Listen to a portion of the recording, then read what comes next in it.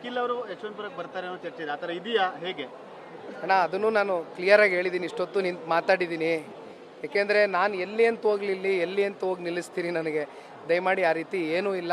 ನನಗೆ ಮುಂದಿನ ಚುನಾವಣೆ ಎಲ್ಲಿ ನಿಲ್ಲಬೇಕು ಏನು ಅನ್ನೋದ್ರ ಬಗ್ಗೆ ನಾನು ಇನ್ನೂ ಆಲೋಚನೆ ಮಾಡಿಲ್ಲ. ಆದರೆ ಇಲ್ಲಿ JDS ಅಂತ ಬಂದಾಗ ಕಳೆದ 4 ಚುನಾವಣೆನಲ್ಲೂ ಕೂಡ ಎಂಥ ಸಂಕಷ್ಟದ ದಿನಗಳಲ್ಲಿ ತಲೆಯನ್ನು ಕೊಟ್ಟಿರ್ತಕ್ಕಂಥದ್ದು ಜವರೇಗೌಡರು. ಭಾಳ ಅತ್ಯಂತ ಕಮ್ಮಿ ಅಂತರದಿಂದ ಪರಾಜಿತ ಆದರೂ ಕೂಡ ಕಾರ್ಯಕರ್ತರು ಮುಖಂಡರನ್ನ ಅವ್ರು ಯಾವತ್ತೂ ಕೂಡ ಬಿಟ್ಕೊಟ್ಟಿಲ್ಲ. ಕ್ಷೇತ್ರದ ಒಡನಾಟದಲ್ಲಿದ್ದಾರೆ, ಮತದಾರರ ಜೊತೆ ನಿರಂತರವಾಗಿ ಸಂಪರ್ಕದಲ್ಲಿದ್ದಾರೆ. ಹಾಗಾಗಿ ಇಲ್ಲಿ ನಿಖಿಲ್ ಕುಮಾರಸ್ವಾಮಿ ಇಲ್ಲಿ ಬಂದು ನಿಂತ್ಕೊಳ್ತಕ್ಕಂಥ ಪ್ರಶ್ನೆ ಉದ್ಭವ ಆಗಲ್ಲ. ಸರಿ, ನಿಖಿಲ್ ಅವರು ಯಶವಂತಪುರಕ್ಕೆ ಬರ್ತಾರೆ ಅನ್ನೋ ಚರ್ಚೆ ಇದೆ, ಆ ಥರ ಇದೆಯಾ ಹೇಗೆ? ಅಣ್ಣ ಅದನ್ನು ನಾನು ಕ್ಲಿಯರಾಗಿ ಹೇಳಿದ್ದೀನಿ, ಇಷ್ಟೊತ್ತು ನಿಂತು ಮಾತಾಡಿದ್ದೀನಿ.